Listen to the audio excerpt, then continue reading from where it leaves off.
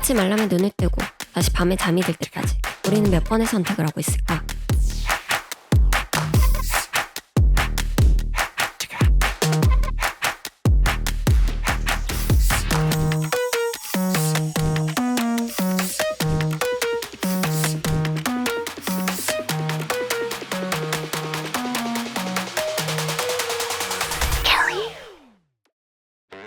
여기 카페에 온 두 친구가 있습니다. 케이크도 먹을까? 그래. 뭐 먹고 싶어? 난 상관없어. 그럼 이거 어때? 좋아. A는 원하는 케이크를 고른 걸까요? 겉보기엔 그런 것처럼 보입니다. 근데 사실 A가 먹고 싶은 케이크는 따로 있었어요. C가 뭐든 좋다고 했던 그 순간 A의 머릿속은 바쁘게 움직였습니다. 난 너무 단 건 별로야. 맛있다. 단 건 별로 안 좋아하는 것 같았는데. 그럼 초코 케이크는 별로겠지? 그냥 치즈케이크로 불러볼까? 자기가 먹고 싶어서 떠올린 케이크였지만 B와 함께 맛있게 먹는 것도 중요했어요. 나도 모르게 순간 관계를 먼저 생각한 채 선택을 했죠. 그리고 케이크를 한 입 먹을 때마다 머릿속엔 이런 생각이 떠올랐어요. 초콜릿 케이크 먹고 싶었는데. 이건 사실 제 이야기입니다. 누군가에겐 그냥 처음부터 원하는 거 물어보면 되지. 참 답답하다. 하고 말할 수도 있는 단순한 장면일 텐데요. 저는 성격이 굉장히 예민해서 혼자 배려도 많이 하고 망상도 많이 하고 실망도 많이 합니다. 무의식적으로 그 순간의 감정, 상대방의 반응을 상상하며 저도 모르게 판단을 바꿔버렸기 때문에 후회했던 것이죠. 예민해서 그런 건지 저는 자주 이런 선택을 합니다. 아무 생각 없을 때도 있지만 저렇게 후회할 때도 많아요. 그래서 그런 생각이 들었어요. 내 선택은 그동안 얼마나 자유로웠을까? 순간의 감정이나 눈치를 보지 않고 내가 진짜 중요하게 여긴 걸 따라간 선택이요. 시간이 지나도 그땐 그게 맞았어 라고 할 수 있는 선택. 아마 지금 누군가는 난 내가 하고 싶은 말 잘하는 편인데? 라고 느낄 수도 있겠죠? 하지만 제가 말했던 이 카페 이야기는 그저 케이스 1일 뿐. 우리가 하루에 하는 선택들을 낱낱이 들여다본다면 나도 모르게 했던 무의식적인 선택들이 조금씩, 아니 아주 많이 떠오르기 시작할지도 모릅니다.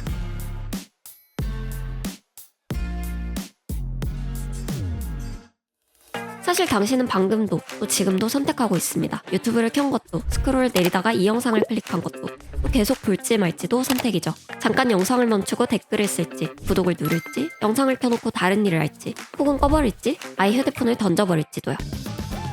여러분과 만나기 위해 저 또한 노력을 했습니다. 클릭하고 싶은 썸네일과 제목을 만들기 위해 연구했고, 지루하지 않게 하기 위해 음악도 넣고 화면도 계속 바꿔줬어요. 여러분의 선택을 유도하려고 애쓴 거죠.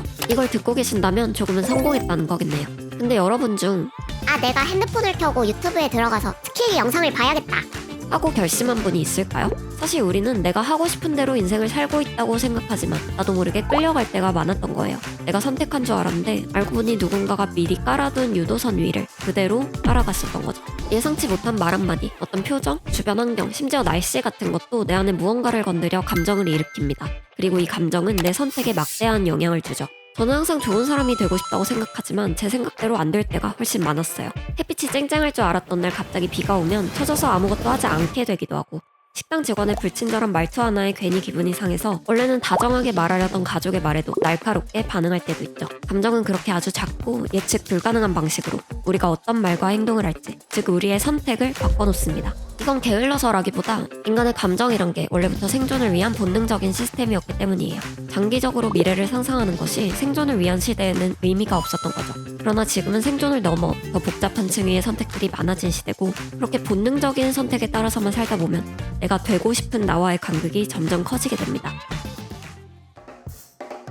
감정이 우리의 선택을 조종한다면 감정을 완전히 통제해야 진짜로 나를 위한 선택을 할 수 있다는 걸까요? 아니요, 사실 그건 불가능하며 그렇게 하는 것 또한 부작용이 있습니다. 우리는 흔히 인터넷에 이런 글을 자주 보곤 합니다. 이런 상황에 화가 나는 거 정상인가요? 그런데 행복할 때 정상이냐는 질문은 자주 보이진 않죠. 행복과 같은 긍정적인 감정은 그냥 괜찮은 상태로 간주되기 때문에 그 자체가 문제시되거나 질문의 대상이 되는 경우는 별로 없습니다. 가끔 누군가 힘든 시기에 나 혼자 좋은 일이 생겼을 때처럼 도덕적 맥락 안에서만 등장하죠. 하지만 부정적인 감정은 지금 상황에서 벗어나야 하는 경고 신호처럼 여겨지기 때문에 스스로 그 감정을 검열하고 의심합니다. 무시하고 빨리 없애야 하는 것으로 치부하죠. 감정을 억누른다고 해서 그 감정은 사라지지 않습니다. 애매한 상태로 남으면 언젠가 나도 왜 그런지 모를 말과 행동으로 터져나오기도 해요. 또 통제해야 한다고 믿으면 타인의 감정 또한 잘 이해하지 못하게 되죠. 그러니까 우리가 해야 할 건 내 상태를 그대로 받아들이는 거예요. 감정을 인정하되 그것에 바로 휘둘리지 않고 내 선택의 기준으로 삼지 않는 것이 현실적으로 감정을 통제한다고 말하는 방법일 겁니다. 과연 우린 그렇게 할 수 있을까요? 한번 상상해보세요. 모든 걸 빼앗긴 상황에서도 여전히 내가 선택할 수 있는 게 있다면 그건 무엇일까요? 심리학자 빅터 프랭클은 아우슈비츠 수용소에서 지옥 같은 나날을 보내면서도 이 상황을 어떻게 바라볼지를 끝까지 스스로 결정하려 했습니다. 외부의 사건이나 자극은 내가 통제할 수 없고 거기에 떠오르는 감정이나 판단 또한 무의식적일 수 있지만 그것에 대해 내가 어떻게 반응하고 어떤 의미를 추구할지는 인간이 자유롭게 누릴 수 있는 유일한 것이라 믿었죠. 그가 깨달은 가장 중요한 진실 중 하나는 이 문장에 담겨 있었습니다. 자극과 반응 사이에는 공간이 있다. 그 공간에는 자신의 반응을 선택할 수 있는 자유와 힘이 있다. 내 감정을 마주하고 그 공간 안에서 이유와 의미를 하나씩 찾아보는 순간 우리는 감정에 휘둘리기보다 감정을 거쳐가는 선택을 할 수 있게 됩니다.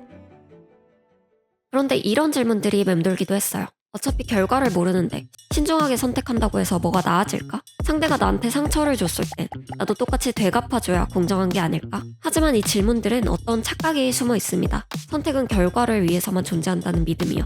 이 믿음의 문제는 결과는 내가 통제할 수 없는데도 늘 그것에만 의존하기 때문에 결국 내 인생조차 외부 반응에 맡겨버린다는 겁니다. 즉 선택은 내가 했지만 그 선택이 잘못되었는지 아닌지는 남이 판단하도록 만드는 거죠.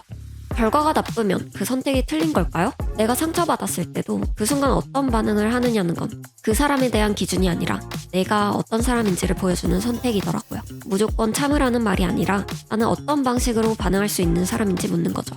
물론 그 선택이 늘 옳은 결과로 이어지진 않겠지만 그런 걸 다 알 수 없는 게 인생이라면 차라리 매 순간 내가 되고 싶고 내가 믿고 싶은 나를 향해 선택해보는 게 자유에 가장 가까운 삶이 아닐까요? 나는 어떤 사람이 되고 싶은가?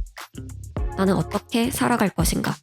이 질문에 대한 답은 아침에 눈을 뜨고 사람들과 이야기하고 케이크를 고르기도 하는 아주 평범한 순간 속에서 이미 만들어지고 있을지도 모릅니다. 인생은 선택의 연속이다. 너무 익숙한 말이었지만 막상 선택이라고 하면 늘 인생의 중대한 결정들만 떠올리곤 했어요. 이번 영상 주제를 선택으로 잡고 나서도 한동안은 그런 것들만 떠올렸던 것 같아요. 어떤 연구에서는 인간이 하루 150번쯤 선택을 하고 그중 만족스럽다고 느끼는 건 고작 5번 정도라고 하더라고요. 하루의 모든 장면이 미처 인식하지 못했던 작은 선택으로 가득했다는 걸 깨달으니까 나는 그동안 꽤 무의식적으로 살아왔다는 생각이 들었어요. 그 순간은 편했지만 미래의 나로부터는 잔소리를 들을 수밖에 없는 선택이었달까요? 근데 이런 걸 안다고 해서 앞으로 늘 자유로운 선택만 할 수 있을 거란 기대는 하지 않아요. 감정이나 환경의 영향을 완전히 피할 수는 없을 테니까요. 그래서 제가 영상을 만들며 생각한 최선의 방법은 이거였어요. 이미 끝난 선택은 너무 곱씹는 대신 그냥 과거의 나는 그랬구나 받아들이고 당장 눈앞의 선택을 한 번이라도 더 생각해보는 거요. 결국 우리는 감정에 휘둘릴 때도 있지만 그 감정을 인정하고 나면 다른 선택을 할 수도 있는 다층적인 존재니까요. 실수도 하고 언제든 또 멈추고 바라볼 수 있는 힘. 그게 어쩌면 인간이 가진 가장 위대하고도 현실적인 자유가 아닐까 싶네요. 지금 여러분의 앞에 있는 작은 선택은 무엇인가요? 영상 끝까지 시청해주셔서 감사합니다. 스킬이었습니다.